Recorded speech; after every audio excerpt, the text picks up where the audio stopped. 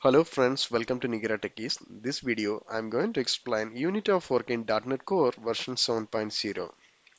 So basically we can use this unit of work top of the repository pattern. So the unit of work class coordinates the work of multiple repositories by creating a single database context class shared by all of them. The repository and unit of work pattern are intended to create an abstraction layer between the data access layer and the business layer of an application. So below diagram will show the difference between having this repository pattern and the repository pattern with the unit of work. So the first one, the request is comes from the controller, then it is goes to the repository, then database context, and the final one is the DB. The same way repository with unit of work. So you can see this unit of work. In this unit of work section, we can see these multiple repositories. So final transaction will be completed in this single point. That's all about the concept.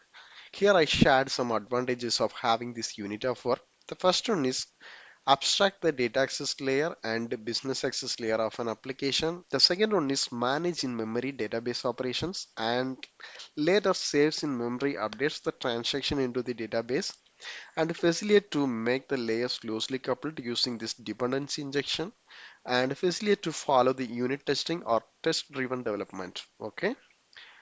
And now we can move on to the implementation part. Here I have shared the steps. We can go one by one. The first thing is I'm going to create one general repository. So already I have created one .NET Core Web API application. Okay. Here I'm going to create one folder interface and one more folder. It's called service or else repos. First let me create one interface for this generic repository.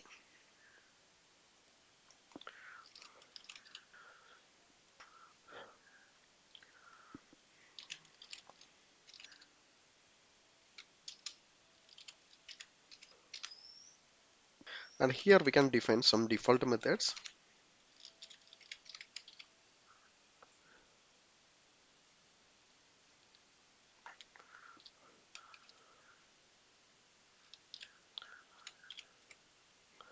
The similar way I'm going to add for this update and delete also.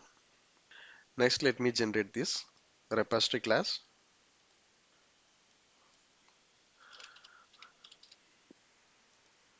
We can inherit with our interfaces.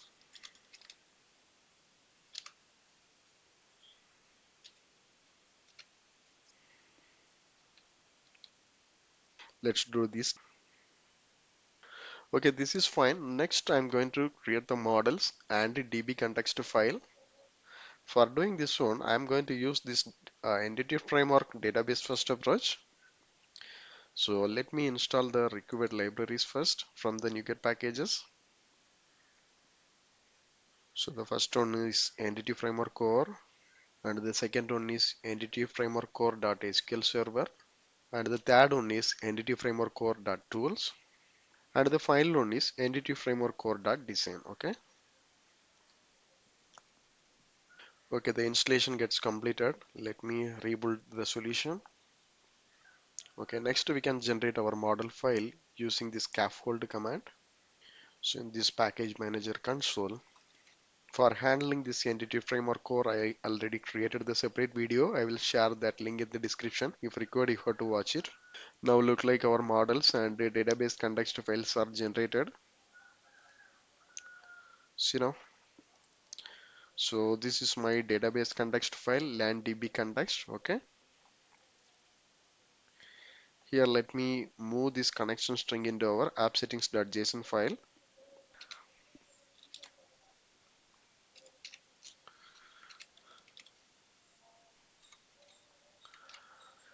And let me remove this section. It's not required.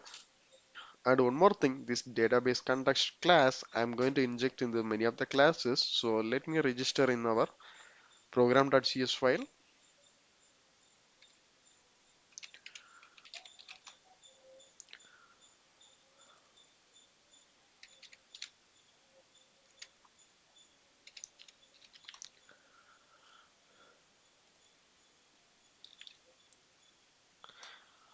So here we have to pass our connection string. So let me take our connection string name from our app settings.json file.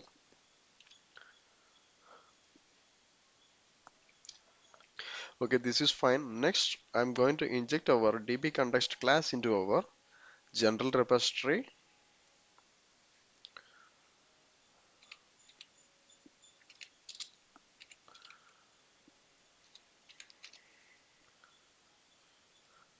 So let me create one public constructor.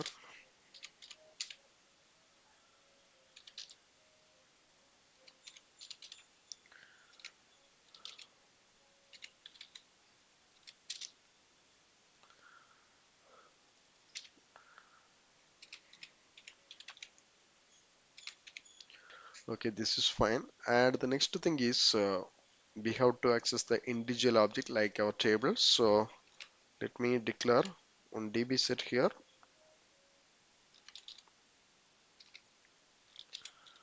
So the class coming in the dynamic manner. So let me set the values for this db context. Okay.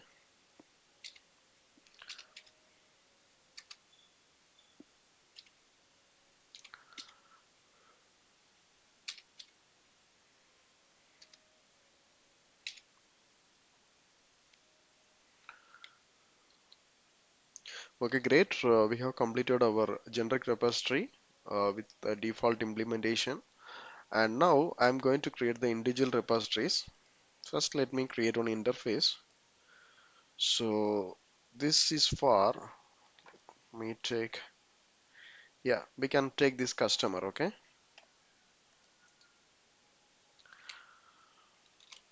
I customer repo.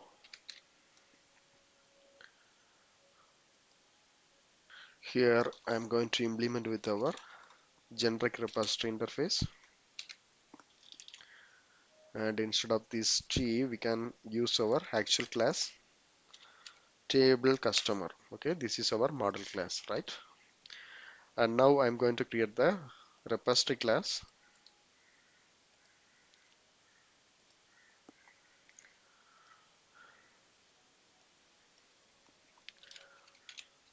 customer repos. Okay, here I'm going to implement our generic repository and our customer repo interface. Okay,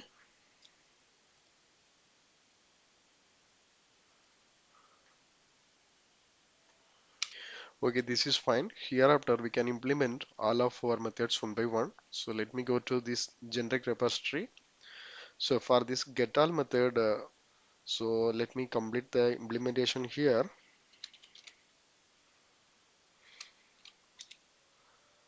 So we have this database set to list asynchronous. Okay,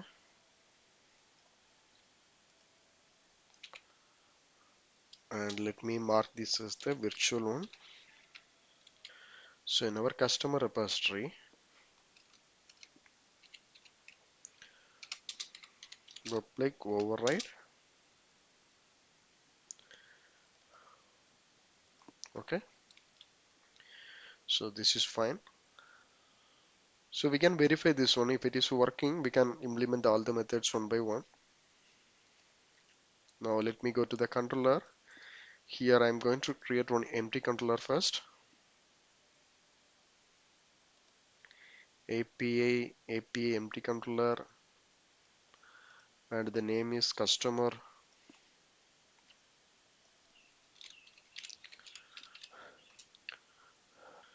and HTTP get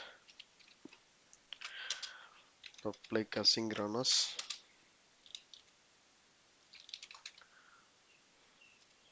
task I action result get all.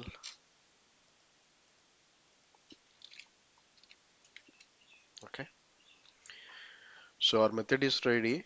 So our main intention is we have to implement this unit of work. So let me create the interface for our unit of work.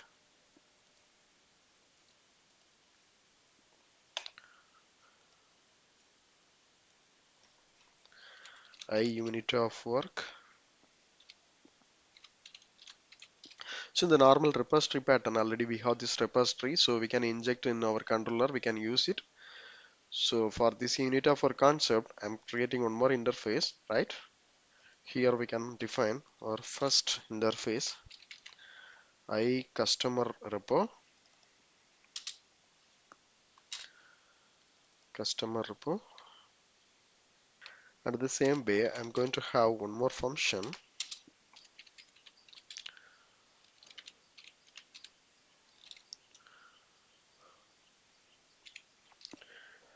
Okay, these are the two declaration. Now let me generate the implementation class.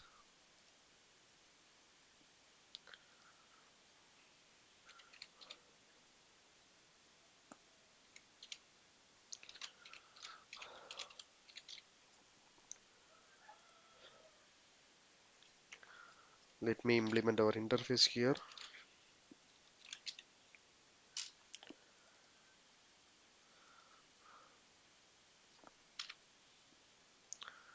And here also, first I'm going to inject our dbcontext class.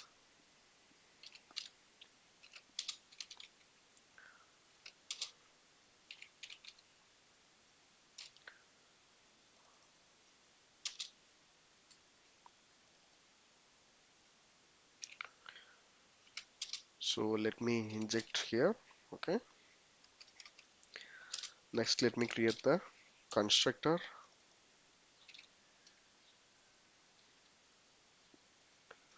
Now let me change the declaration of our iCustomer repo. Okay, this one also fine. Now we can set the values into our repos. Okay.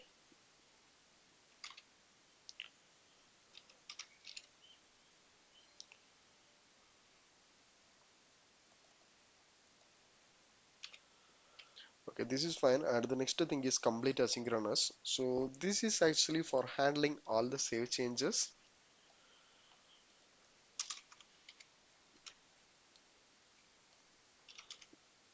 LandDB save changes of asynchronous. Okay.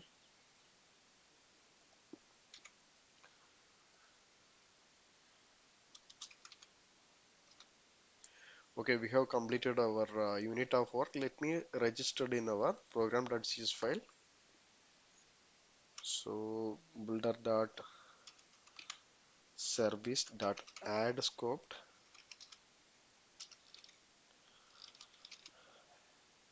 I unit of work. The implementation class is unit of work repos. Okay. Now we can inject this unit of work in our controller.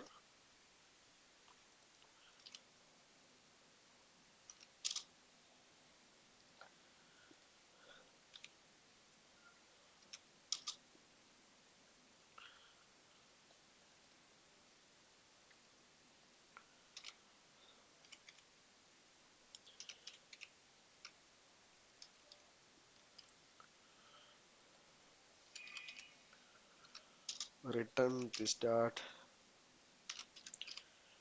unit of work customer repo. Okay, this is fine. Now let me run this application. We can verify this one.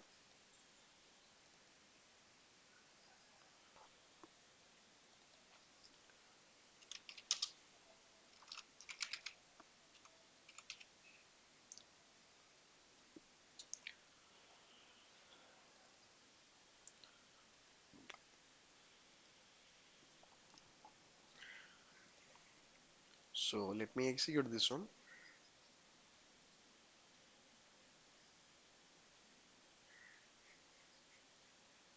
So now it is working fine. It is returning the data. Okay. Now we can move on the second function. Okay, and the second one is get by code. First, let me go to our generic repository. Yes. Okay. So let me make all the functions into virtual. So then only we can override. So if possible, we can complete the implementation from here, or else we can do from individual repositories.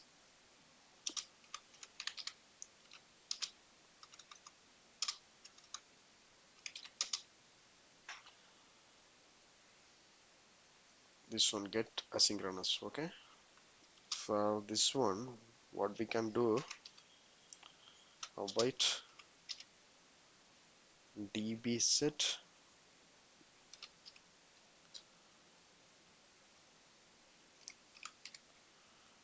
first star default.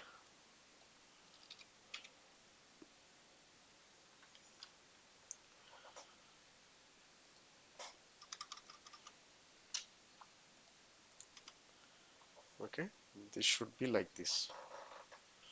So let me check in the generic repository. Okay, here also I have to change this into, because we are returning in a single object only. Okay, here also I'm getting this error. Yeah, the interface side also we need to change this one. Yes, here also it is a just object only, not a list. Okay, so the issue got resolved. Now let me use this in our controller.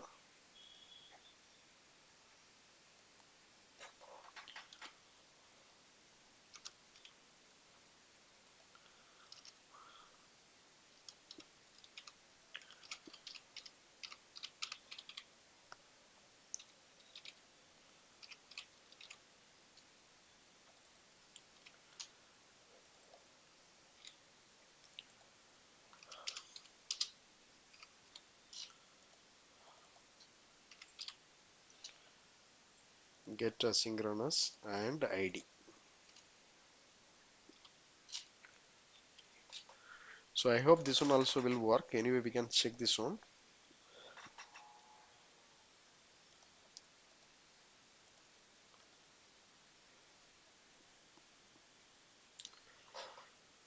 Okay, we have this ID 2, 16 and 19. So let me use this 2. We have the data. Okay, it is returning the exact data. Okay, if I'm providing 19 also, it will work. So next we can focus on this add, update and remove entity. So first we can finish it from our customer repos.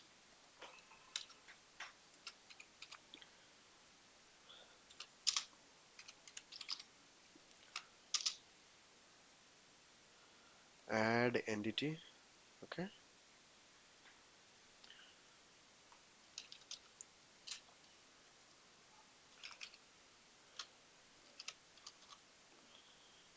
so if we implemented this log, we can log the error.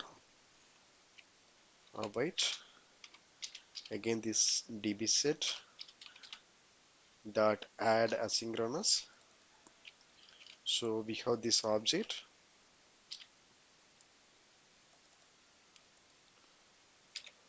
this one. So the same way we can implement for the update also.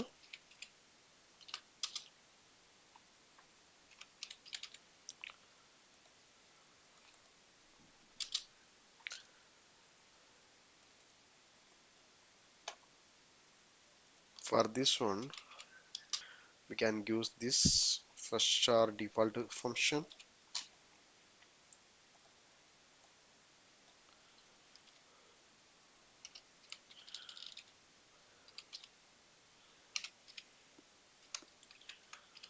If it is not equal to null, we can update the individual fields one by one.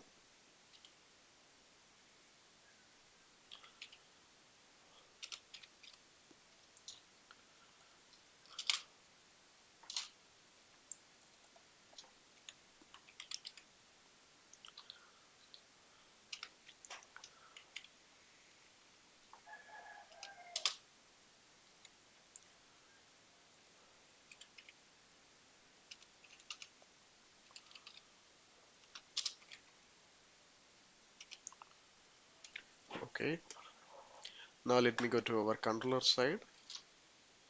And the first one is the post method.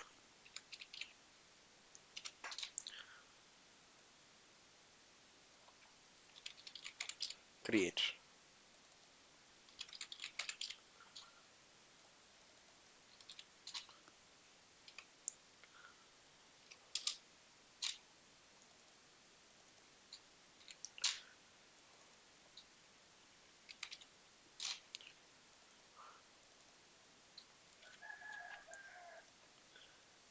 And here we have to call one more method,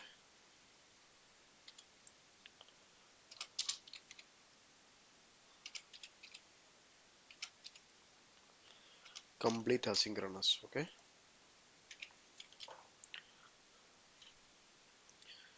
the same way we can do for our update also.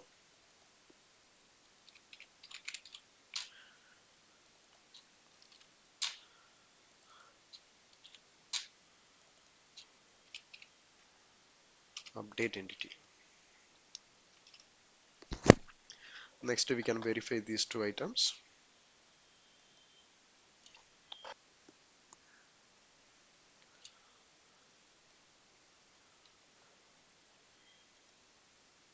So here the ID is auto generated field, so let me remove this one.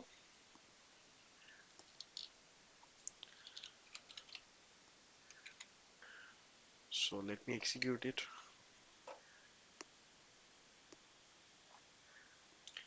Okay, the response is true, so I hope it is saved the data. Anyway, we can verify. See, so the new record is included the ID of 20. Okay, let me copy this one. We can verify our update method also.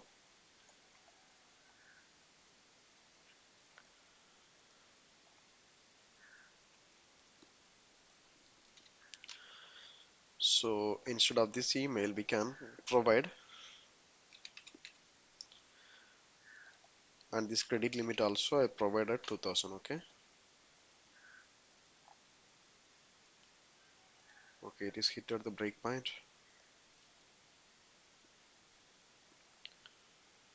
So again we are getting this success response only. So let me check once again. This 20, see, it is updated and our email also got updated. Okay, so currently we have completed this get method, post and put method also. So the final one is delete was there.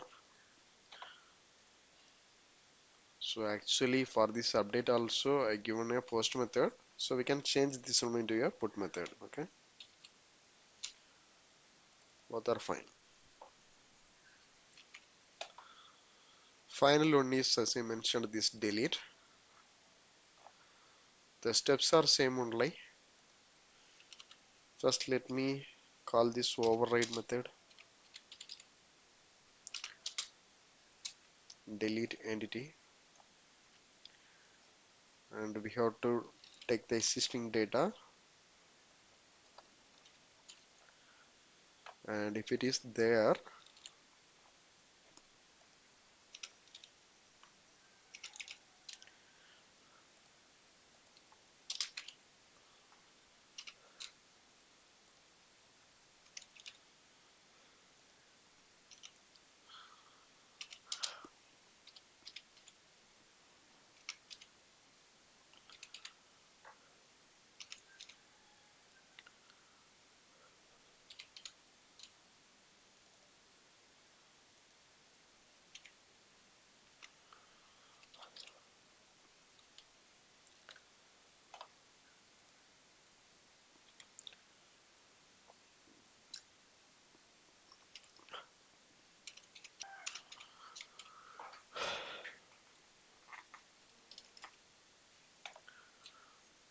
the same way we can complete in our controller also.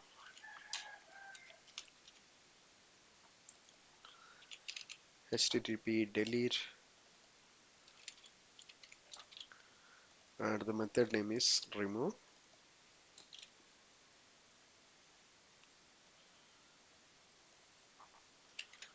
Int id, and our method name is delete entity.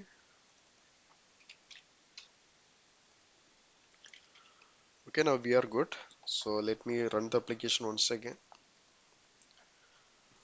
We can complete our final demo. Okay, I got some error.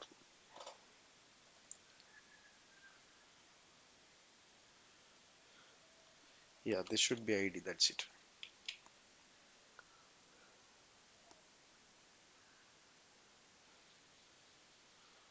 So let me pass the ID of 2 here.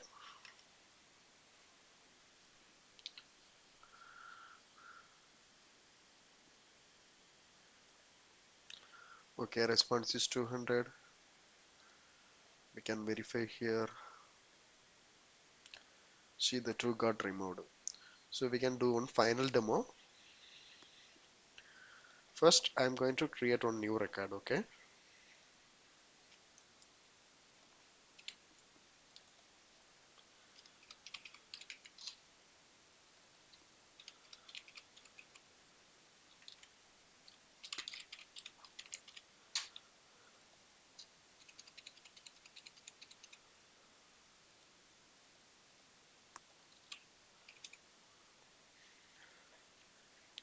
So the record is generated. So in this get all method, we can see the new record is generated with ID of 21. So let me take this one. Now we can verify our get by code method. Okay, see, it is working. And now let me copy this object. We can modify our email using our update method. This is a put request. Nihira Techiees at gmail.com. Okay, this is my official email only. So anyway, let me execute this one. Okay, again we are getting the same response. So let me verify once again. See, the email also got updated. So finally we can remove this one. Okay,